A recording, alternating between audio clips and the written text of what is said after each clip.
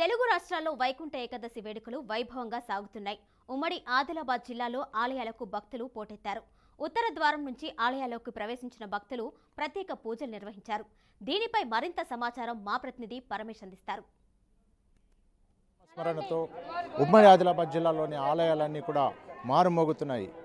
ఈరోజు వైకుంఠ ఏకాదశి సందర్భంగా ఉదయం నుంచే భక్తులు ఆలయాలకు బారులు తీరుతున్నారు. ప్రస్తుతం మనము ఆదిలాబాద్ జిల్లా కేంద్రంలోని వెంకటేశ్వర ఆలయంలో ఉన్నాం. ప్రస్తుతం ఇక్కడ చూడొచ్చు, ఈరోజు వైకుంఠ ఏకాదశి సందర్భంగా ఉదయం నుంచి కూడా భక్తులు భారీ సంఖ్యలో ఇక్కడికి తరలి వచ్చి తమ ఆరాధ్య దైవమైనటువంటి ఆ వెంకటేశ్వరుని దర్శించుకొని ప్రత్యేక పూజలు నిర్వహిస్తున్నారు. అయితే ఈ వైకుంఠ ఏకాదశి రోజు ఉత్తర ద్వారం ద్వారా దర్శనం చేసుకుంటే చాలా పుణ్యం ఉంటుందని భక్తుల ప్రగాఢ విశ్వాసం. ఈరోజు ఉమ్మడి ఆదిలాబాద్ జిల్లాలోని వైష్ణవ ఆలయాలన్నీ కూడా భక్తులతో కిటకిటలాడుతున్నాయి. ప్రస్తుతం మనతో మాట్లాడేందుకు ఆలయ పూజారి గారు ఉన్నారు. పూజారి గారు, ఈరోజు వైకుంఠ ఏకాదశి విశిష్టత ఏంటిది? సోచిష్టమాలికా గంధా బంధబంధురజిష్ణవే విష్ణుచిత్త తనూజాయై గోదాయై నిత్యమంగళం.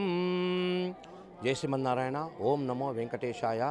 ముక్కోటి ఏకాదశి, వైకుంఠ ఏకాదశి అంటే ఇది ధనుర్మాసం లోపట విశేషంగా వచ్చే ఉత్సవము. ఈ ముక్కోటి ఏకాదశి, దీన్ని వైకుంఠ ఏకాదశి అని కూడా అంటారు. ఈ ముక్కోటి వైకుంఠ ఏకాదశి రోజు వైకుంఠం లోపట భగవంతుడు శ్రీమన్నారాయణుడు గరుడ వాహన రూఢుడై వేంచేసి ఉండగా 33 కోట్ల దేవతలు స్వామివారిని దర్శించుకుంటే మోక్షాన్ని పొందుతారు. కాబట్టి దాన్ని పురస్కరించుకొని భూలోకం లోపల కూడా మనము వైకుంఠ ద్వారాన్ని ఏర్పాటు చేసుకొని వైకుంఠ ద్వారము ఉత్తర ద్వారం గుండా స్వామివారిని సేవించుకొని ధన్యులం అవుతున్నాం. ఈ ముఖ్యంగా ఇది ధనుర్మాసము. ధనుర్మాసం అంటే గోదాదేవి ఆచరించిన వ్రతమే ఈ ధనుర్మాసము. ధనుర్మాసం లోపల ఈ ఉత్సవం రావడం అనేది చాలా విశేషము. మన ఆదిలాబాద్ పట్టణంలో బాలాజీ వెంకటేశ్వర స్వామి వారి సన్నిధిలో ఈ వైకుంఠ ఏకాదశి స్మరించుకుని ఈరోజు ఉదయము 5 గంటల నుండి స్వామివారికి విశేషంగా అభిషేక కార్యక్రమాలన్నీ కూడా పూర్తి చేసుకొని గరుడ వాహనం లోపల గరుడ వాహనం పైన స్వామివారిని వేంచేపజేసి భక్తులకు అందరికీ కూడా విశేషంగా దర్శనాన్ని ప్రసాదిస్తున్నాము.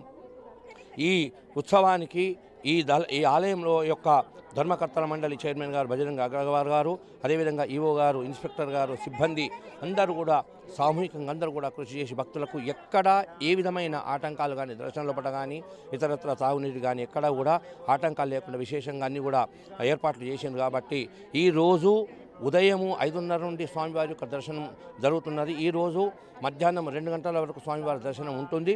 అదేవిధంగా మళ్ళీ సాయంత్రం 4 గంటల నుండి 10 గంటల వరకు కూడా స్వామివారు గరుడవాహనం పైన వేంచేసి ఉంటారు. కాబట్టి భక్తులు అధిక సంఖ్యలో పాల్గొని స్వామివారిని దర్శనం చేసుకొని మోక్షాన్ని పొందాలని కూడా కోరుకుంటున్నాను. జై శ్రీమన్నారాయణ. ఓం నమో వెంకటేశాయ.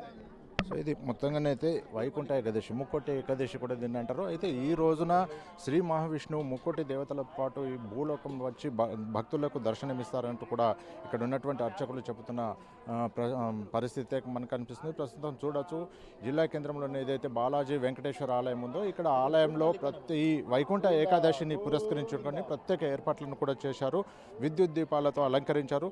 అయితే ఉదయం నుంచి కూడా మధ్యాహ్నం వరకు ఈ స్వామివారిని దర్శించుకుంటే తమ కష్టాలు తీరుతాయనుకుంటూ భక్తుల ప్రగాఢ విశ్వాసం. ప్రస్తుతం మనం చూడవచ్చు, భక్తులంతా కూడా ఉదయం నుంచి కూడా భారీ సంఖ్యలో ఆలయాలకు తరలి వచ్చి తమ ఆరాధ్య దైవమైనటువంటి నారాయణుని దర్శించుకొని తమ మొక్కులు తీర్చుకుంటున్న పరిస్థితి కనిపిస్తుంది. ఈరోజు వైకుంఠ ఏకాదశి రోజు ఉత్తర ద్వారం ద్వారా దర్శన భాగ్యం కలిగితే అంతా మంచి జరుగుతుందనేటువంటిది కూడా భక్తుల ప్రగాఢ విశ్వాసం. మన జిల్లాలోని ఇతర ఆలయాల్లో కూడా భక్తులు భారీ సంఖ్యలో ఉదయం నుంచి కూడా వచ్చి స్వామివారిని దర్శించుకొని ప్రత్యేక పూజలు నిర్వహిస్తున్న పరిస్థితి కనిపిస్తుంది. కెమెరా పర్సన్ కిరణ్తో పరమేష్, బీఆర్కే న్యూస్, ఆదిలాబాద్.